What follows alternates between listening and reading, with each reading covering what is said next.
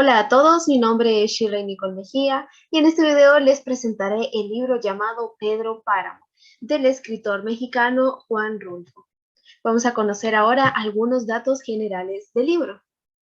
El lugar de edición fue en México DF y el editorial es Fondo de Cultura Económica, Letras Mexicanas, número 19. El año de edición fue en 1955 y pertenece a la corriente literaria del realismo mágico. Podemos darnos cuenta que el realismo mágico lo vemos en el hecho de que hay fantasmas en el pueblo, en esta historia. Y también una escena en la que el papá de una personaje muy importante llamada Susana, se sienta a la cama con ella y en un momento le está hablando en el oído y de repente ella se desvanece en el suelo y se muere, como si el padre le hiciera algún tipo de brujería. ¿Y cuál es el motivo de haber elegido este libro? Pues a mí siempre me han interesado temas, por ejemplo, así un poco fuera de lo normal, que hablan sobre la muerte, sobre los fantasmas, sobre las actitudes del hombre ante determinada situación, eh, al momento de enamorarse, cuando hay ambición de poder, cuando hay un amor imposible, la violencia, en fin. Aparte que también es un libro que muestra temas muy culturales propias de este país de Latinoamérica, que es México. Y bueno, vamos a conocer ahora un poco sobre los personajes. El primer personaje que tenemos es Pedro Páramo. Es el hombre más importante del pueblo, puesto que él es el dueño de casi todas las tierras. Es un hombre muy despiadado, corrupto, que siempre consigue hacer lo que quiere, pero tiene un lado amable que lo conocemos con el personaje de su esposa, que es Susana, de las que le mencioné, que se murió de repente, como si fuera un tipo de brujería. También su lado amable lo inspira su hijo Miguel Páramo. El siguiente personaje es Juan Preciado, que es un hijo de también Pedro Páramo y de Dolores Preciado, el cual llega a Comala a cumplir la última voluntad de su madre en su lecho de muerte, que es ir al pueblo natal y exigirle cuentas a su padre. Él va con todas las ilusiones en busca de su padre, sin embargo, se encontrará con una dura verdad sobre su padre y sobre el pueblo en el que vivió. La otra personaje es Dolores, que es una de las tantas mujeres que tuvo Pedro Páramo. Y es la madre de Juan Preciado. Tiene ojos humildes y bonitos, como describe en este libro, pero fue engañada por Pedro Páramo y por eso vivió casi siempre con rencor hacia él. Luego tenemos a Susana San Juan, que es la amada de Pedro Páramo, a quien él realmente no puede dominar. Ella es muy bella, sin embargo, tiene algunos problemas mentales debido a su duro pasado. Y por último tenemos al padre Rentería, quien es el sacerdote del pueblo, pero era corrupto y por ello vivió él con mucha culpa por no haber sido más justo con los pobres y porque a los ricos les perdonaba todo tipo de crimen y de pecado. ¿Y cuál es la época y el lugar donde se desarrolló esta historia? Pues se desarrolla aproximadamente en los años de 1875 a 1880, que es donde se desarrolla la niñez de Pedro Páramo. Y pasados 30 años de estos hechos es cuando muere Susana San Juan, su esposa, entre 1911 a 1913. Y se lleva a cabo en el pueblo mexicano de Comala, que es un pueblo de Jalisco, un lugar vacío, misterioso y sin vida. Por eso vemos imágenes muy solitarias. Y bueno, ¿cómo inicia la historia? Juan Preciado viaja a Comala, a este pueblo de Jalisco, en busca de su padre, que es Pedro Páramo, para ajustarle cuentas porque su madre se lo había pedido antes de fallecer. Y en el camino se encuentra el primer personaje, que es Abundio, que también es otro hijo de Páramo, pero luego se da cuenta este personaje de que está muerto y solamente es una voz de un fantasma. Una vez en el pueblo, va descubriendo Juan Preciado que está deshabitado y lleno de fantasmas. Él escucha voces, pero son almas en pena.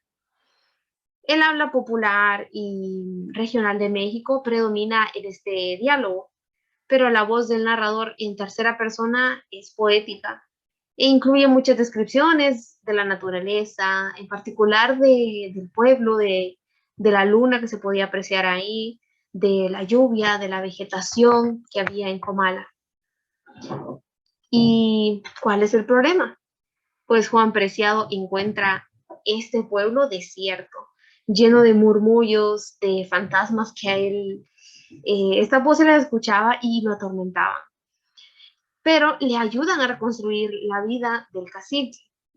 Cacique en este contexto es una persona que tiene una riqueza de forma abusiva, porque por ella logra dominar a las personas del pueblo, es decir, que tiene poder político y también de la administración de este pueblo. Y Pedro Páramo particularmente hace su vida con Susana San Juan, una mujer que para él no era de este mundo, a pesar de haber tenido otras mujeres. Esta fue la mujer de la cual él se enamoró. Se supone que no tenía a propósito de honrar la promesa, de amarla, de respetarla, pero él empieza a tener unos sueños, a tener ilusiones que finalmente lo llevan a cabo a, a querer vivir junto con ella. Pero bueno, la narrativa de este libro está dividida entre esa mezcla de diálogos. Habla primero Juan Preciado, luego de repente se pasa a otro personaje, a otro diálogo. Entonces, esto nos da la sensación de que Juan Preciado escucha diferentes voces, diferentes fantasmas. Y bueno, Preciado se encuentra con algunas personas en Comala, a quienes en algún momento él va descubriendo que están muertas. Pero al culminar el primer tercio de esta novela, la narrativa de Preciado se paraliza y entonces cuando se da inicio al monólogo de Pedro Páramo, él se convierte en un narrador omnisciente. Y Pedro Páramo es quien hereda la media luna. Es por eso que él es temido, es respetado por todos los de su pueblo, incluso por la iglesia representada por el padre de Rentería. Pero es el cariño de Susana San Juan la única muestra humana que podemos percibir en esta novela. Es un signo de ternura de Pedro Páramo. Sin embargo, tras la muerte de Susana, él se olvida de todo, descuida sus tierras y también al pueblo entero que dependen de él hasta su muerte. Luego tenemos a Abundio Martínez, que es otro hijo de Pedro Páramo, quien es el que le indica el camino para llegar a casa de Eduviges. Y al llegar, esta le dice que lo estaba esperando porque Dolores, su madre, le había avisado que él iba a llegar a verla. Al tiempo reconoce Juan que también Eduviges está muerta, como lo estaba Abundio, como lo estaban las demás voces que él escuchaba.